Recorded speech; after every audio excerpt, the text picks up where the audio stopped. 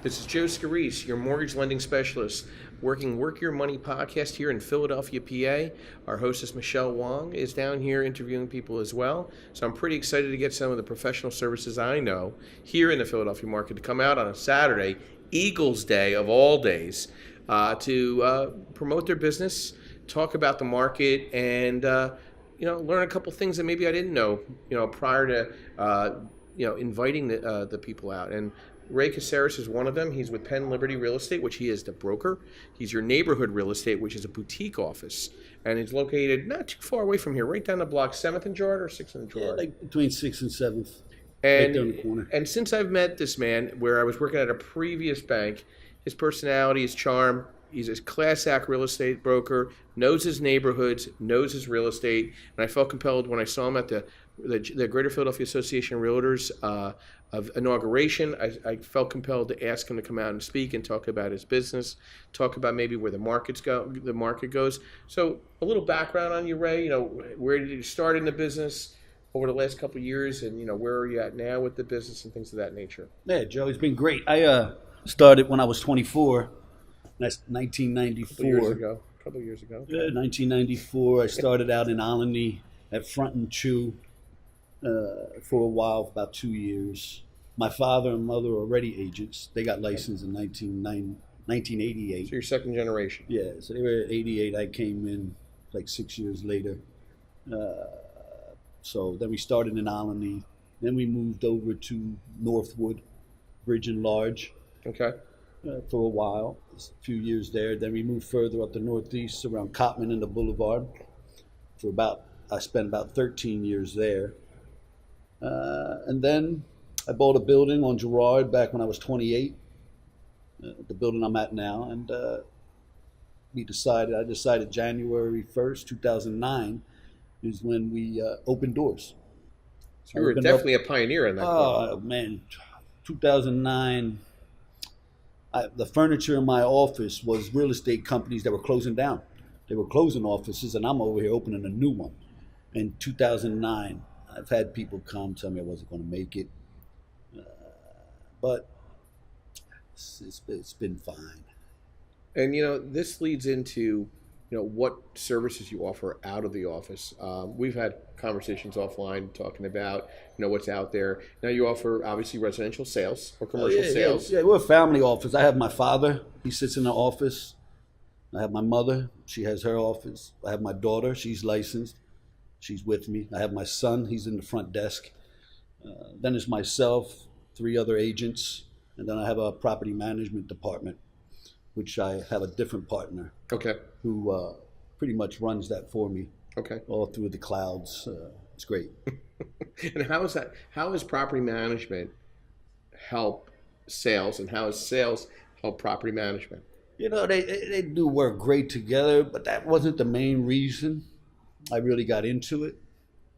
I always liked to be there was a job there, and I never wanted to not do it. It's like, this can employ somebody. This can bring in $4, $5, $6 grand. And I never wanted to not do it because of family. Each time a family-orientated building in the office. And I've always thought this rental management department could employ my niece or employ my nephew, and they could run this thing with me. So even when it struggled, my main money is in commissions and sales. Most of the time I'm representing sellers, most of the time probably 80, 90% of the time. Buyers shortly, some, but mainly represents a lot of sellers, and listings is where I mainly focus on. Residential and commercial. Residential, and I've met you in both circumstances talking about different real estate that's available out there. And now I didn't realize you're 3rd generation, which is of the business. You have your daughter involved now. So yeah. And Ray's 20. My son, he's 23. He's been with me now for 3 years. So what's the best advice you give them, knowing that this market has, over the last decade, I mean, the face of the realtor, the face of the deals, the people that are buying in Philadelphia by neighborhood, what's the best advice that you would give another daughter, another son coming into what we're in 2018, we're coming out from such a busy 17. Everybody was busy. No, I mean everybody was buying, selling. It was just you had something up for sale, you sold it the next day if it was priced to sell. Mm-hmm. So what's the best advice you give somebody knowing that they're coming into the business with all this excitement into 2018? What would you advise them? One is find the office, your location. Just like when a guy buys a house, his location, real estate office too. So because you find that your nucleus comes from that realm. So you place your office and then you make your circle, and you'll find over time that that's what you're going to become the master of. Mm-hmm. Now, them outside ones, like I'm out of the Northeast now. I know the Northeast well because I spent 13, 14 years up there. I just don't know it like the back of my hand. But I'm slowly out of there, and I'm focused all around me. Yeah. So I would tell an agent is to like decide what market you want to be in.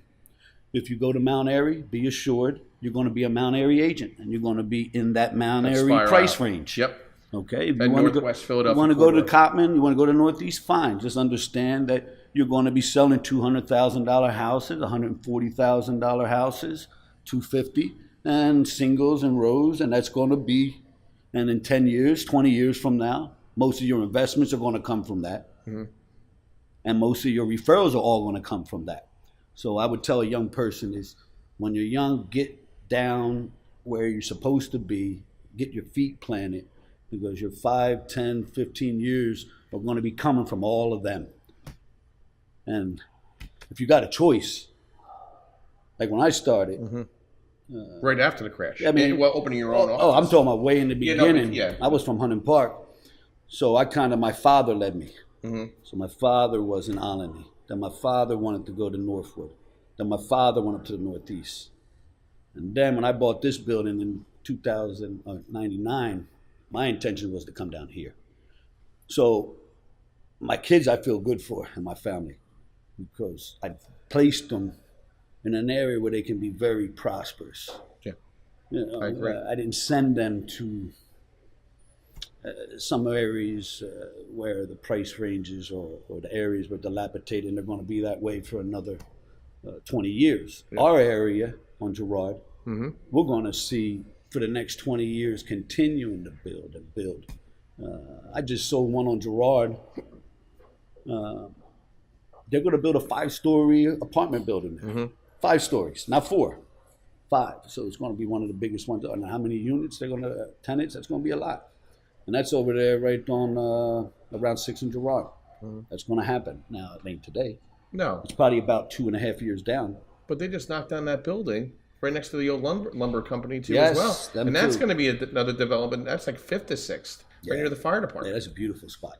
So, knowing that you've really covered the literally the bottom of Lower Bucks, all the way down into the river wards, what do you think about the waterfront? Neighboring all along that. I mean, what do you think? It's great. I talked to one of the developers that's developing right there at Penn Treaty Park. Yeah. And he's building these houses that are facing Penn Treaty Park and right around the end where the Maui and the beach, the water is. Yep. I don't know if you heard about that, but I've talked to him and I've seen his designs. And he's going to be selling these things for 1.3, 1.4 million. And so what do I think? I think that 1.3, whenever they sell them, are going to be 2.3. As time goes and the city keeps developing. Well, it's really funny that you brought that specific development up. I grew up in the North Jersey area, and I am very familiar with Weehawken, New Jersey. And the first major development was a development called River Point, which is where the first ferry to go down to Wall Street was created as well. And those are $1 million, and people thought they were crazy developing all that out. And that entire waterfront, I feel, is going to replicate along our waterfront, which thus will change really that Northwood, Tacony. I like the Tacony market because I know there's a marina coming one day that it's going to be a real marina, with all the trimmings. And I feel that whole area is going to prosper from that because I don't think somebody that wants to drop a jet ski or a boat wants to go all the way down to Delaware Avenue, down near where the... Now, I know they're going to be doing one at Bridesburg. Mm-hmm. Oh, yeah. And I know they got the one up on Linden Ave. But you're right, all that Tarsdale, well, if you look and you go to that area, actually, well, it's along the river. Obviously, that's going to get developed first. All up, so Tarsdale, off of State Road, and them are going to be developed faster than Mayfair. On the left, on the I would say the east side of Tarsdale, but they got special houses over there. Yep. So when you go back there, you'll see big mansions with wraparound decks. Or Torresdale Estates, down there where the Goldstein's, the peanut juice. Yes, you go past that? Exactly. So the Tarsdale got those special houses. Yep, beautiful. They're beautiful, so you can see the potential. Well, I'm also seeing the potential where a lot of the empty nesters they want to stay in Philadelphia County and they want the benefits of lower bucks. And I see like Del Rey, the gated community, or Baker's Bay becoming because they're still very convenient to the Torresdale train station stop, but yet they could still work and they could still travel to Bucks I just County. sold one on there, not Baker's Bay, right across it on the 90-some 100 block of State Road, James Street. Yeah, but that whole little Right corridor there. is really nice. It's been up and coming too. And inexpensive still. It's getting expensive. It's moving up, but there's some price points there that expensive. are, you tell somebody from, central New Jersey that they could pick up a 2-bedroom, 2-bath townhouse for $160,000, $3,000 in taxes, $300 a month in HOA.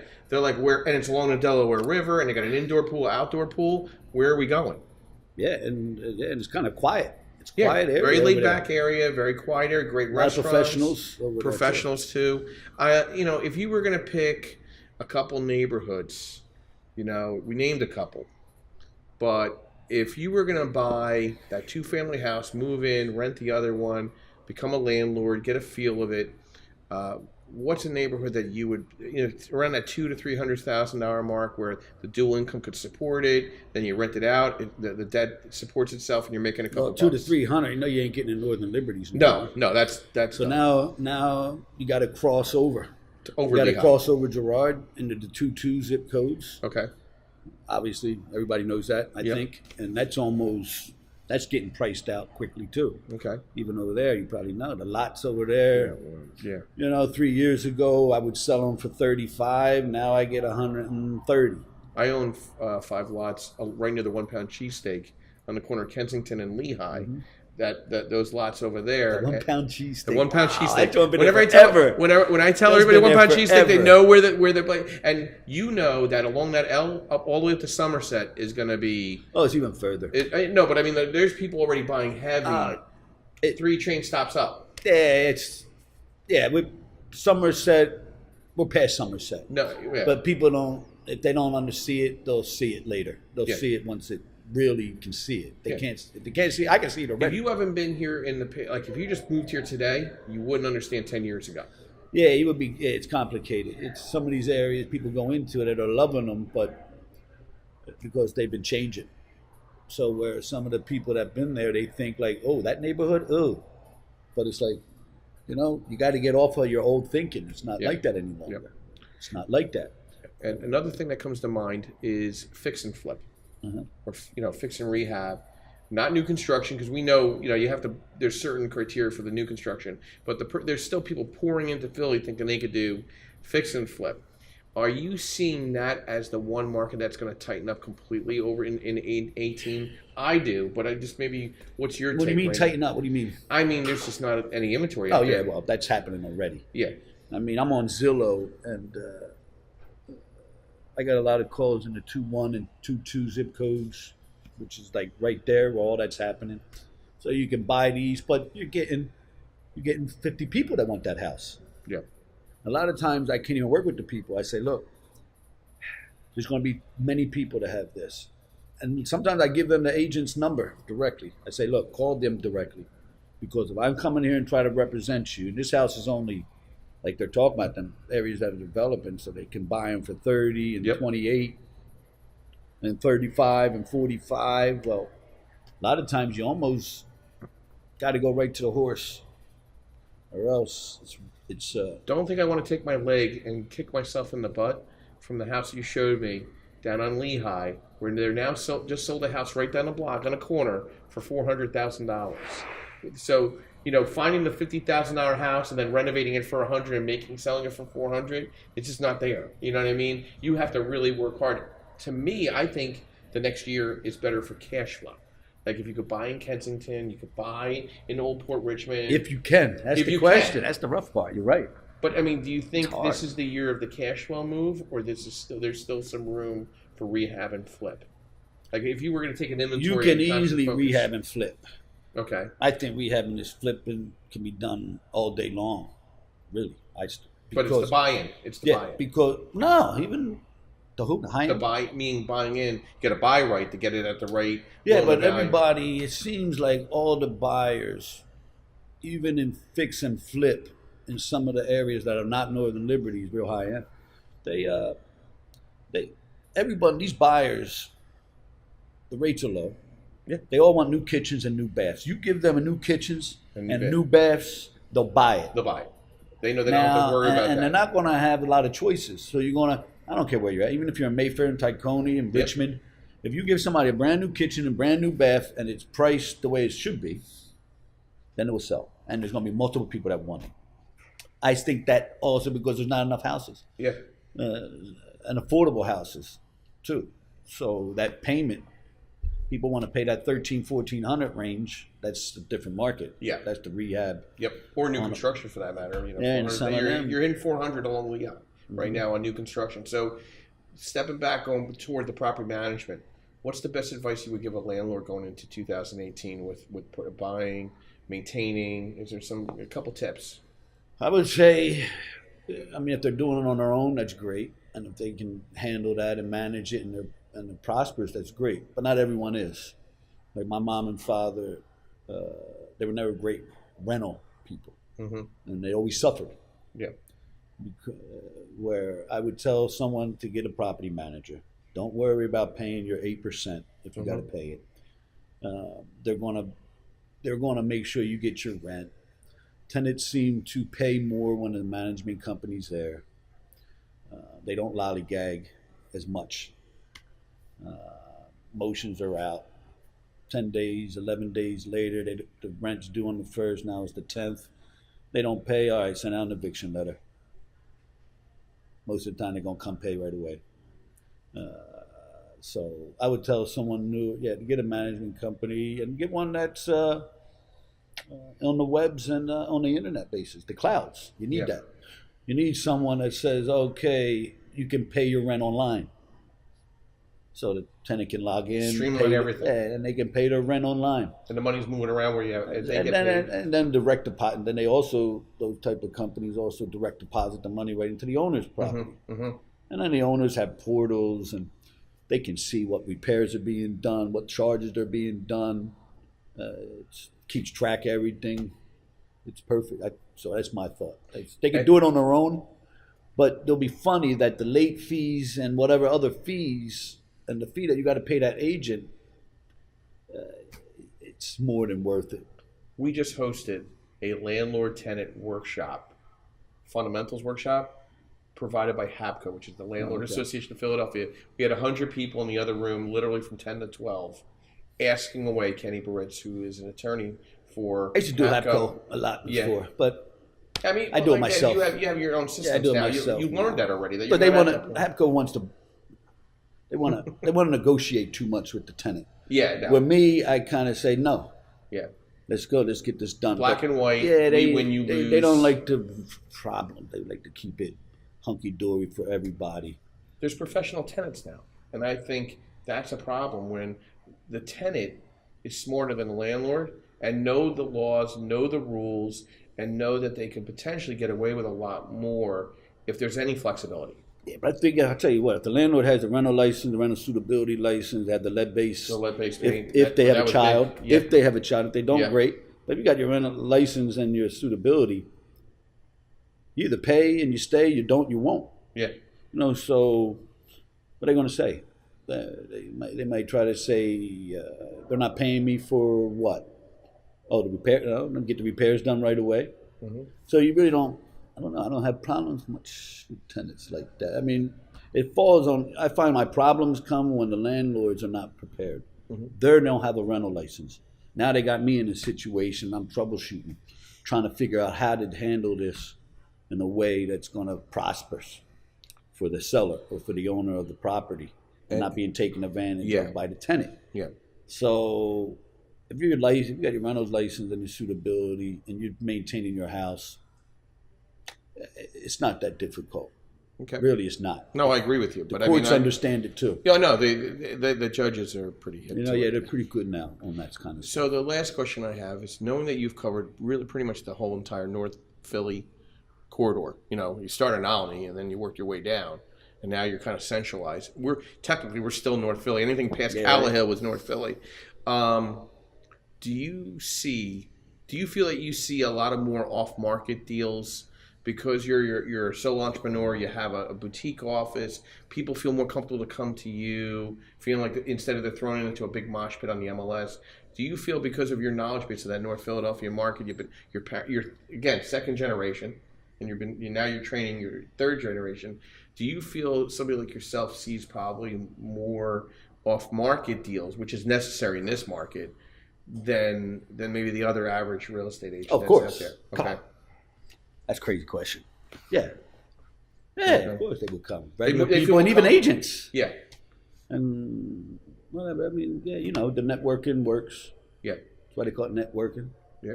because it works. And it was good to see at the inauguration, which was nice to see. Oh, yeah, well, Joe's the man. Well, I Joe's- grew him.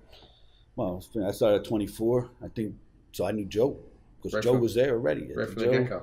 Joe might have been 92. He Yeah. might have been 2 years before me, the Yeah. president. But you guys came up the And then my ranks wife went to school when they grew up in the okay. same in Alany together. So yeah, So we she had was all those excited for it. to Yeah. see him, actually, because she So- hadn't seen him in 15, 20 years. He looks just about the same. I think I've seen the picture of the last 10 years I've known. He hasn't just changed. Yeah, no, Joe doesn't No, change. he doesn't age much. So how do No. we reach you? What's the best way to contact you? Do you sit down with people, kind of set up a plan whether they're going to come and buy their first home or landlord? How do they get in touch with you and get to know you and work with you? Yeah, sure. I got an email. It's Ray, R-A-Y, Penn Liberty, @gmail.com. Mhm. That's the email to reach me. My cell is 215-669-6166. That's the cell. We have a website, Penn Liberty RE. Also, buyphiladelphia.com. Okay. BUY Philadelphia.com is my site. Do you have any little off-market deals you want to tell me about? Give me a little breadcrumb, something, anything. You got anything? Maybe. What? Maybe. Baby? Yeah, that stuff always, it floats around.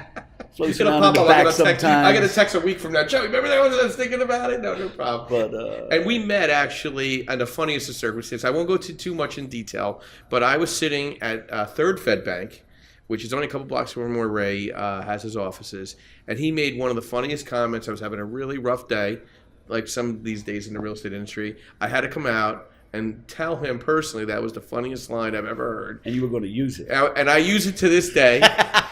And I still laugh about it because I know where I got it from. So I know where, and I give credit and street credit to anybody when I have to use their lines, which is great. I must have got that from my dad. Yeah, I mean, it was must good. have. I mean, we were all laughing in the You room. got to come in there, Joe. Sometime you'll see. It's pretty cool because I've talked to a couple people. you hear that in my office.